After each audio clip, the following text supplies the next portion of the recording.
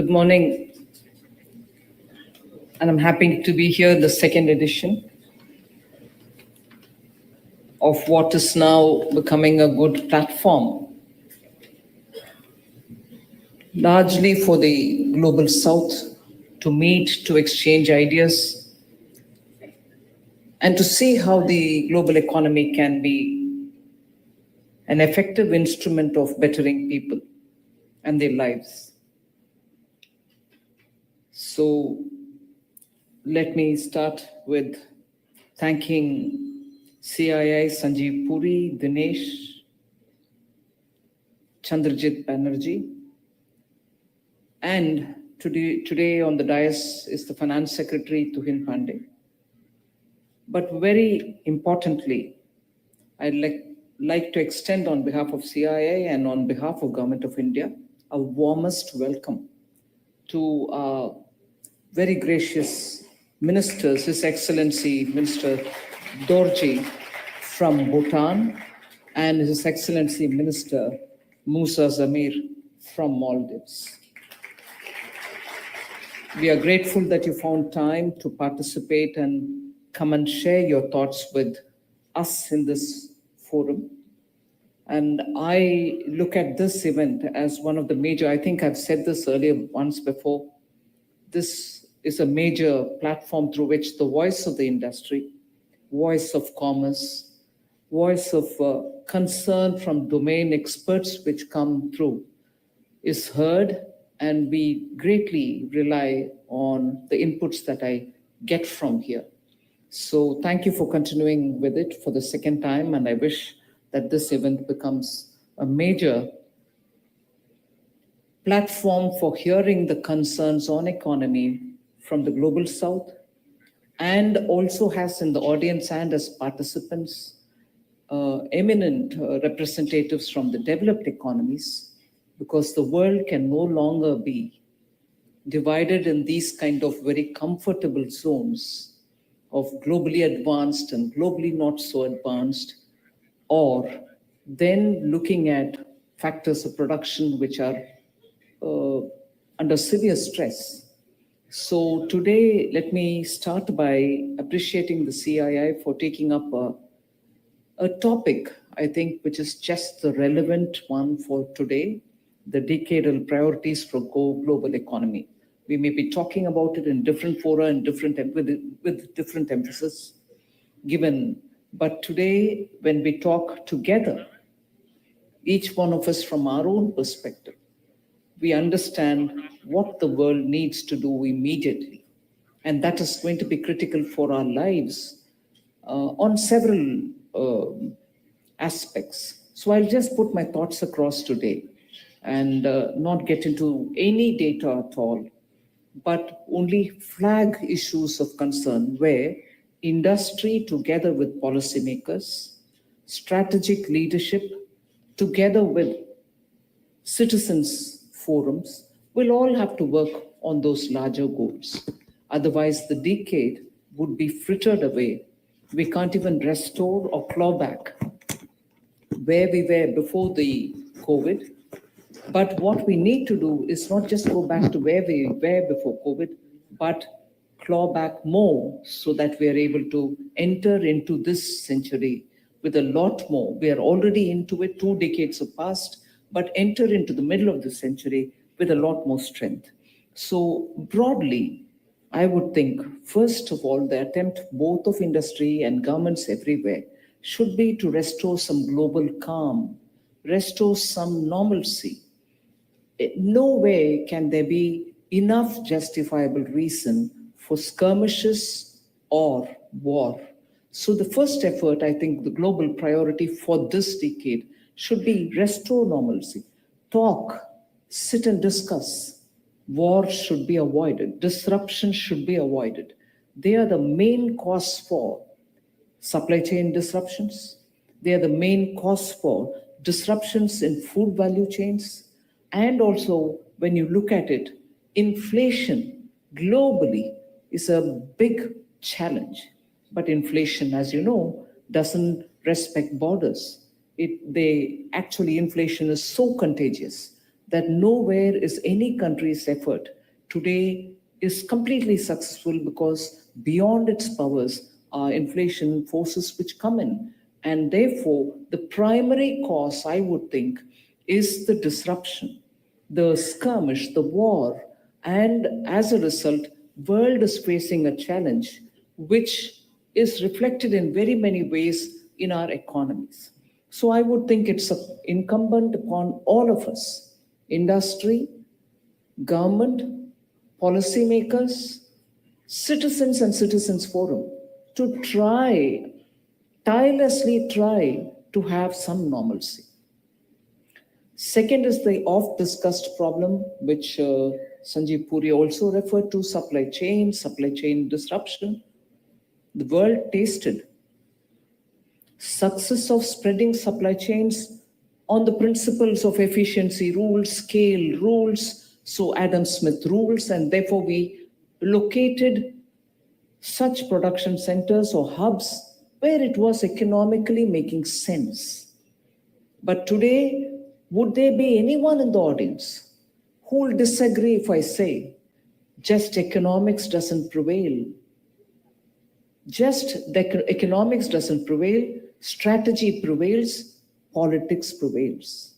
So even if it made supply chain, if it made economic sense to concentrate production of certain particular commodities or goods or even services in some pockets and derive the benefit of such a concentration, today the concentration risk is playing out in so many different ways, not because of economic sense or economic not making sense. It's more on politics. It's more on strategy. And therefore today, economy will have to keep in mind, or consideration, commercial considerations, or economics, whether it is scale-based economics, will all have to look at blending economy and its priorities, also with politics and with strategic needs. So when you talk of supply chains, when you talk of wanting to restore supply chains to some kind of ease, frictionless supply chains, let's not forget that it is just not economics, it's more than that. What is all that we're talking about when we want to de-risk ourselves, when we want to remove from certain concentrations +1, +2? What are these theories? They didn't emerge out of inefficiency of economics.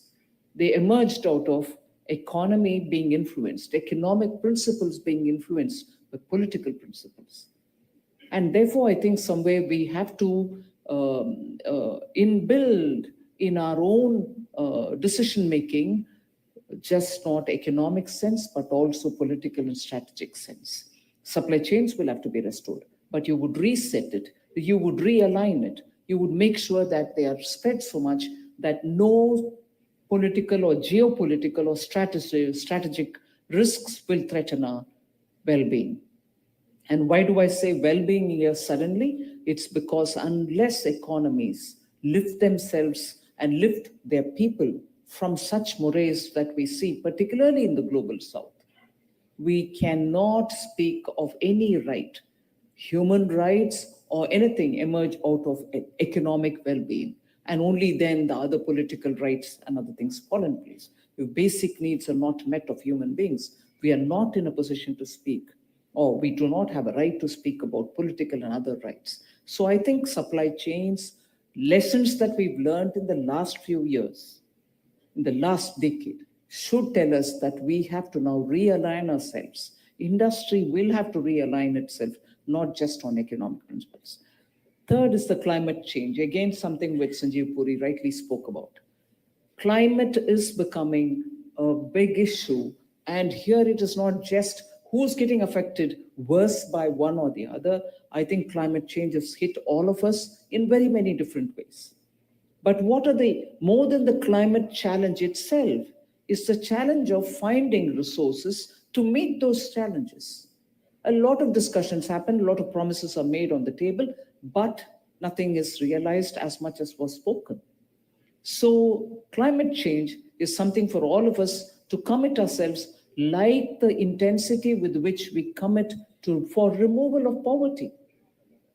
I'm sure most of us in every country, advanced or developing or emerging, commitment to removal of poverty, commitment to working together with our poor at different levels and different scales is a commitment which all of us are living with and wanting to perform on. So equally, I would think it's important that on climate, we commit ourselves to make sure our people don't lose their hard-earned wealth, hard-earned small assets, their lives to climate vagaries. Extreme weather events are taking away hard-earned resources of the poor people. Are we giving them resilient infrastructure? Are we giving them a livelihood which they can quickly restore after a major event? Are we giving them such insurance, let us say, to take care of such economic disaster which may fall on them? So I think climate challenges will have to be looked at from various different perspectives rather than just emission. Yes, emission is an indicator. It's a diagnostic tool. But after that, how do we sort the problem out? Who puts the money in? Do we wait for a collective resource to reach us? Or is it that some of us will start doing our little bit for our own countries?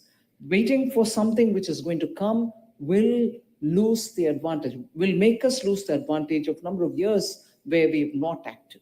We wouldn't have acted and therefore we lost. We will tend to lose the advantage that we have. And the next one on the decadal priorities, I would think, is agriculture and allied activities, where you need a lot more innovations, where you need a lot more technology application, and also making sure that these are applied in such a way that the farmers and those who are engaged in agri-related activities have a better livelihood. And at the same time, we ensure the food security of the world. So we need to look at agriculture practices, each within its own context. Water-thirsty crops should be replaced by others which are coarse grains, but yet the protein requirement of the world will also have to be addressed. So agriculture shouldn't be looked at in the same fashion that we've looked at it all these years, centuries. But today we have to look at various different ways. Your picture very clearly showed at the beginning the various forms in which we are reforming agriculture without depending on very scarce resources, just like water and so on. But at the same time, rapidity with which we engage in bringing novel and innovative ways for agriculture and allied activities is also a very strong instrument for security and also containing supply side and inflationary pressure on agricultural commodities. It is absolutely important. Similarly, is the issue of handling water. Not every country is blessed with abundant supply of fresh water. But how are we going to handle this challenge? Because it's getting scarcer even by the years. So that will be a decadal priority, I would think. Industrial reset is something which I've already spoken about. Industry will have to look at ways in which it can adapt to the newer challenges which are happening. And in that, as a next point, I would like to say, scale cannot be just the criteria. Large and larger corporations are welcome because they give you the advantage of scale. But I would also think scale together with spread. And when I say spread, there are countries like India who have always had the strength of the smaller and medium-sized enterprises. We need to have a blend of large for the scale and small for a horizontal scale. And when I say horizontal scale, you cannot have one unit established in one place and producing with efficiencies of scale, but they can only generate a certain number of jobs. When you spread it across, and there are many more medium and small size units everywhere, each one doing their own. Of course, the country should ensure quality is established. Many other efficiencies which come with technology are also brought in into them. Unless enterprises spread across the length and breadth of any country, particularly for large countries like India, particularly for large countries with population of the youth now in our favor. Unless we spread across and unless we have the advantage of scale in that sense, that you spread it across the country and give that energy for the micro, small, and medium enterprises, you're just not going to reap the benefit for your demographic dividend, which is waiting to be fully realized. So I would suggest for the decadal priority, industry should work together with small and medium units to see how they can be supportive of the large unit equally as much as they supporting job creation. So today the problem is not economic success, which is just production, but it is also economic success, which can spread benefits for those who are waiting for jobs and wages. So that I would think will be facilitated, will be made easy through technology. Sanjeev Puri again, referring to him again, spoke about how India's DPI, digital payment interface, India's technology-driven ONDC, the Open Network for Digital Commerce, and India's technology stack for agriculture have all brought in at one go the advantage to democratize access. Farmers are able to today access global markets. You're able to give them the advantage of technology, which instantly gives them the benefit of information about the soil condition, about the intensity of crop output, about how a weather situation can affect him or how we can prevent damage. So that agri-stack, which is, I'm sure, going to be the next big thing that you hear from India. You heard about the digital payment interface. The agri-stack is the next big thing from India, technology-driven, which is going to take care of agriculture and added activities. So the same technology bridge is what I would strongly suggest as a facilitator for scaling up in largeness and scaling across, which will share the benefit for all the youth who are located in different areas, but who do not have access to resources or to opportunities. So technology it is going to be. And similarly, when I talked about access and opportunities for the youth, it is that technology, the digital learning instruments that you can bring in. India's brought in digital university, trying to give extension training for youth in different far-flung areas through technology. Industry today, I'll call upon you. You should work together, not just with the Indian government, but with governments across the world. If you are looking for trained and skilled manpower at various levels that you may need them, unless you are going to work with the governments to have them be trained in such skill sets which you require, it is going to be difficult for industry to say, I need manpower, but I don't get the right kind. You can't sit and ask somebody to provide that for you. I would strongly call upon industry to work together on a priority to ensure use the technology, use digital instruments to make sure youth who get out of universities are trained in such a fashion that they are available for you when you want the manpower. So I would think that should be a decadal priority for industry as much for governments. And the final point that I'd like to put as a point of priority for the decade, as much for you, more for the government, is debt and financial security. Intergenerational debt is mounting on countries. Responsible economies, and I speak for the industry and for government, responsible economies can't be run with borrowings so large that the next generation and generation after that already knows what it is liable to repay. That after all will have to be passed through as taxation. You're not going to be able to generate that resource to pay back the debt that you've taken. So I would think it is absolutely important for governments and for industry to work together to say how best debt can be managed at the national, and I hate using this word, but I would say at the subnational level. I mean the federal and the provincial level. It is important for us to manage our debt. COVID brought us to such a situation where, well, whether you liked it or not, you had to borrow. And I'm not saying that we remained outside of borrowing. We also borrowed. But we are super conscious about the fact that we cannot burden our forthcoming generations with debt that is not sustainable. Yes, debt is required. But we need to be, in this coming decade, I think the priority should be to manage your finances and borrow, yes, borrow for building assets, borrow for managing better, but it cannot be such borrowing that you leave the next coming generations worried about how they can service it.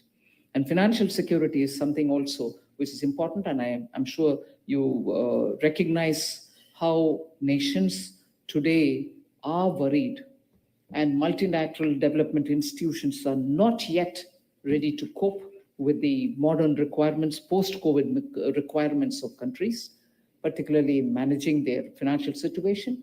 India, during its G20 presidency, made sure that we gave a recommendation with the international expert group that we constituted for the reform of multilateral financial institutions, because they should rise timely to help countries that need that kind of a finance and also assistance in time. Otherwise, economies are going to be severely challenged. So without taking more of your time, thank you very much for giving me this opportunity. I've just shared some thoughts, but these are, I suppose, going to be very important for the coming decade. Thank you very much.